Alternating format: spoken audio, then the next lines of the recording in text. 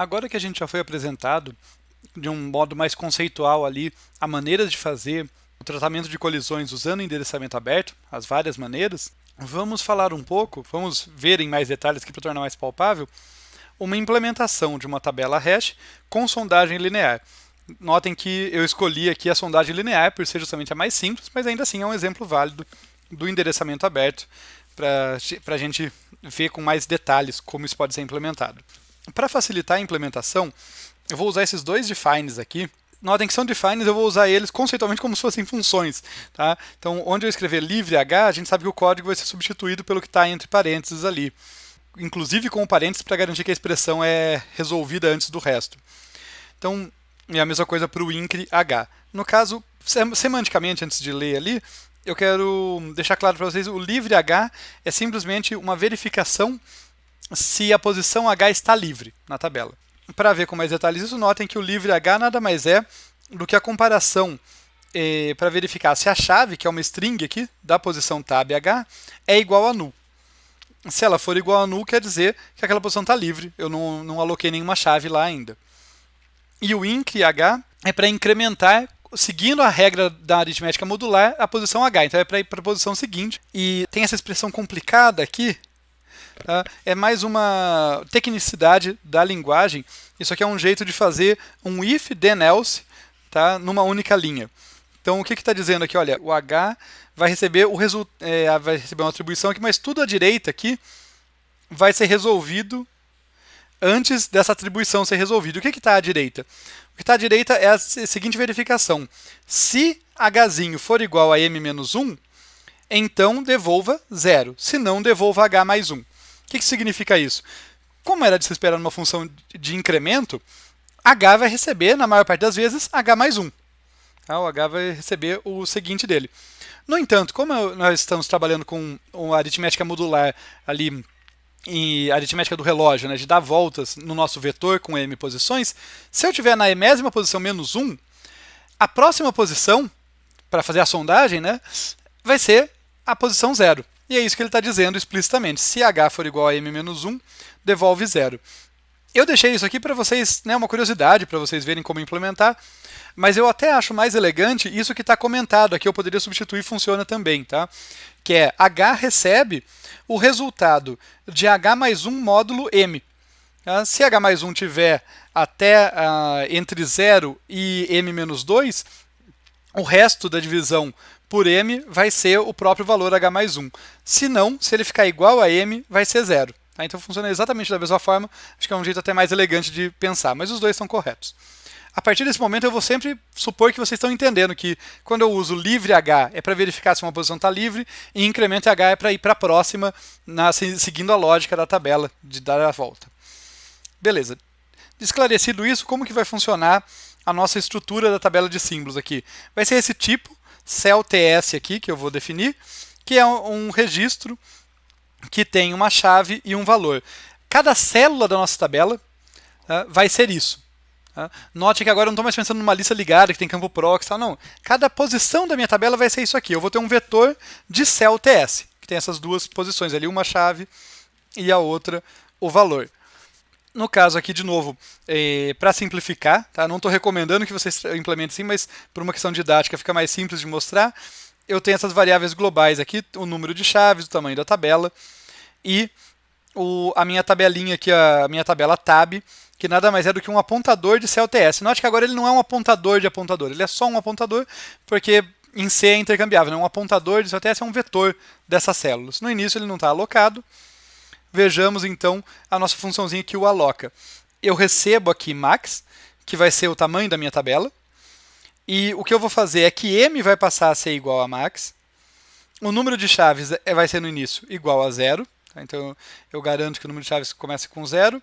Nessa linha eu aloco o vetor, note que é um vetor com m posições, aqui, da célula aqui, do tamanho necessário cada posição para armazenar uma célula que tem chave e valor, que a gente definiu acima. E eu preencho todas as chaves inicialmente com null, que é esse o meu marcador de que aquilo lá está vazio. Então, para h variando de 0 até m-1, a chave vai receber null, a chave daquela posição. Então, no início está todo mundo vazio, vamos para a primeira função que realmente faz alguma coisa interessante, que é buscar na minha tabela. Como que ela faz isso? Ela começa do jeito mais básico possível, né, que sempre tem que começar, resolvendo o hash, a função de hash, a função de espalhamento. Eu passo para a minha função de espalhamento a chave e o tamanho da tabela M, ele devolve um índice. Se eu não estivesse pensando em reespalhamento, coisa que a gente sabe sempre, pensando em tratar colisão, né, coisa que a gente sempre tem que pensar porque elas são inevitáveis, eu simplesmente iria para a posição tab H e verificaria se quem está lá é o elemento que eu quero. No entanto, a gente sabe que pode até acontecer de eu chegar na posição tab H, não estar lá o elemento que eu quero, mas simplesmente porque tem um outro elemento lá e o meu elemento foi reespalhado, né? Foi feita a sondagem ali para as posições subsequentes do bloco. Para deixar claro aqui o desenho, aquela ideia de que, olha, eu estou procurando um elemento aqui, H da minha chave é igual a K, essa aqui é a posição K, ela está ocupada, não é pela minha chave, mas se eu tiver um monte de posições ocupadas aqui, pode ser que a chave esteja aqui mais para frente no bloco. Então eu tenho que continuar tentando as posições subsequentes. E é isso que esse while aqui está fazendo. Como eu falei antes, a gente sempre vê um laço, pensa qual que é o invariante dele, o que faz ele continuar, qual a condição que faz ele parar. Esse tipo de pergunta ajuda a gente a entender.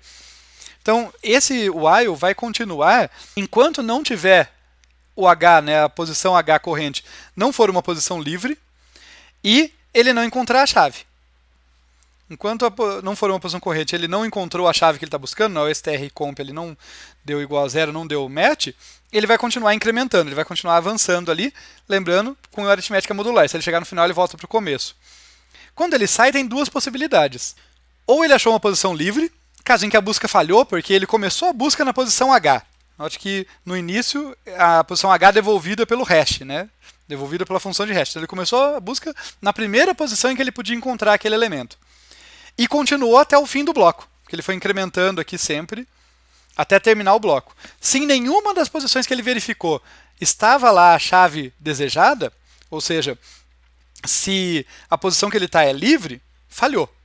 Se não for o caso, se a posição H não é livre, né, notem aqui a exclamação, ele encontrou, daí ele devolve o valor. O valor vai estar em tab h.valor, onde a H é a posição corrente agora, né, ela já foi incrementada e tal.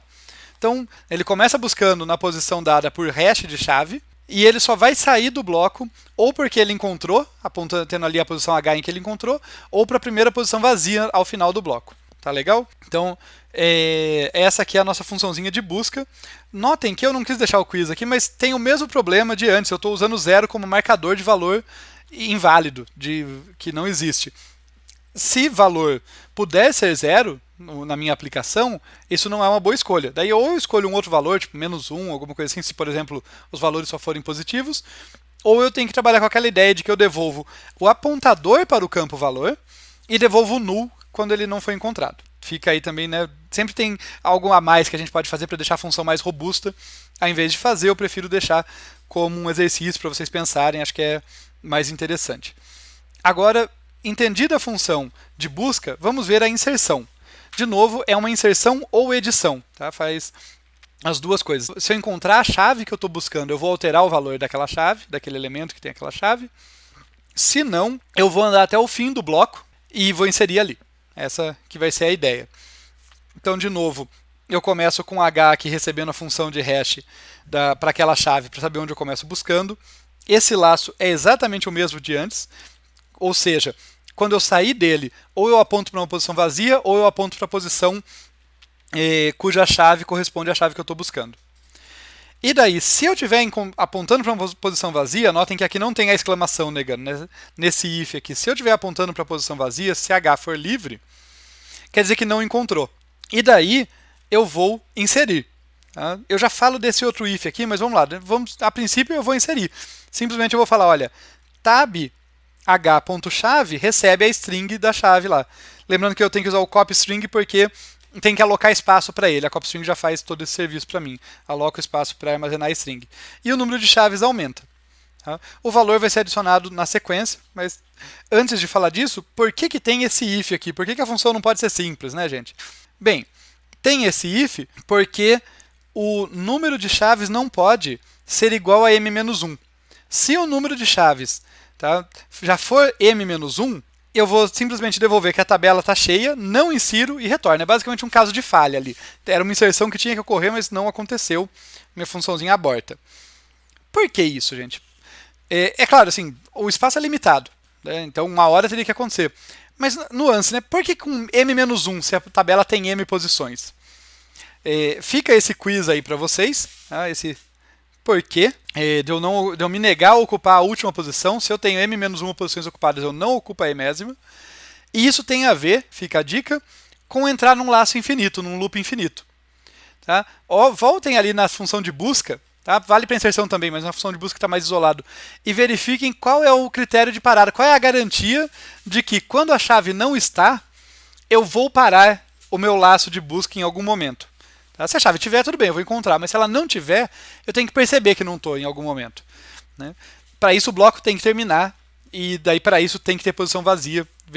Verifiquem isso, façam um desenho para deixar isso bem claro, mas respondam satisfatoriamente essa pergunta, ajuda a entender melhor os detalhes aqui dessa implementação. Ok, dito tudo isso, vamos supor então que eu fiz a inserção. Fiz a inserção na posição H, que era a posição livre do bloco que começava lá em hash de chave, coloquei a string, incrementei o número de chaves, saio desse if e atualizo o valor. Digo que tabh.valor recebe o valor que foi passado como parâmetro lá da minha função. Mas lembra que isso aqui também funciona como edição. Se a posição não estava livre, esse if aqui, ele vai falhar, porque H não está apontando para uma posição livre, ele está apontando já para a posição ocupada por aquela chave. Daí tudo que vai acontecer é a atualização do valor. E assim termina a nossa inserção. Inserção ou edição.